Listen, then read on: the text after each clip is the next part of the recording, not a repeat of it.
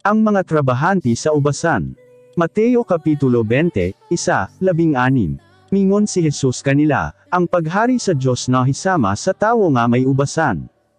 Sayo pa kaayo, milako og nangita na siya og mga tawo nga mo trabaho sa iyang ubasan. Nagkauyon siya og ang mga tawo nga una niyang natagbuan, nga iya silang suholon sumala sa naandan nga suhol matag adlaw. Anya gipadala niya sila didto sa iyang ubasan. Sa dihang mga 9:00 na sa bantag miadto siya sa merkado ug may nakita siya didto nga mga istambay, kay wala man sila'y trabaho. Mingon siya kanila, pagtrabaho kamo didto sa akong ubasan, kay tagaan ko kamo gusto nga suhol. Busa miadto sila og nagtrabaho.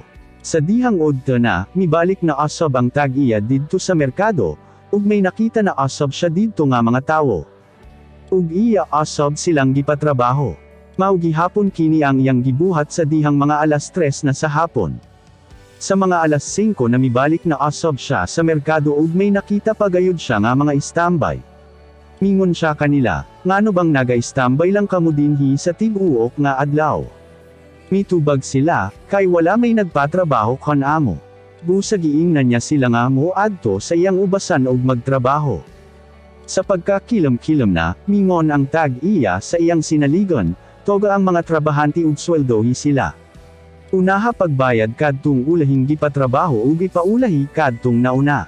Ang mga nagtrabaho sugod sa mga 5:00 gihatagan og sweldo alang sa 10 ka adlaw nga trabaho.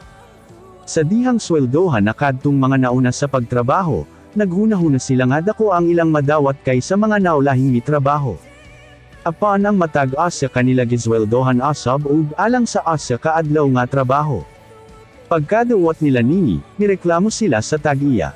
Matud nila, ang mga naulahi, 10 ka oras ra ang ilang trabaho, apan kami 10 ka adlaw gayod ang among pagpasingot ug pagpainit, apan pareho ra ang imong gisweldo kan amo.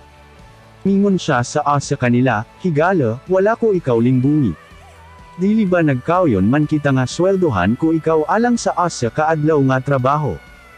Dawata ang imong sweldo og pauli. Kay akong kagustuhan nga hatagan ang naulahi og kantidad nga sama sa akong gihatag kanimo. Dili ba makabuot man ako kon ansa ang akong buhaten sa akong kwarta? Basen nas inakalang tungod kay maayo ako kanila. Anya mingon si Jesus, mauasab ka na ang mahitabo sa katapusan nga mga adlaw. Ang mga labing ubos karon mao ang maimong dongganan sa kolahian, ug ang mga dongganan karon mao ang maimong labing ubos sa kolahian.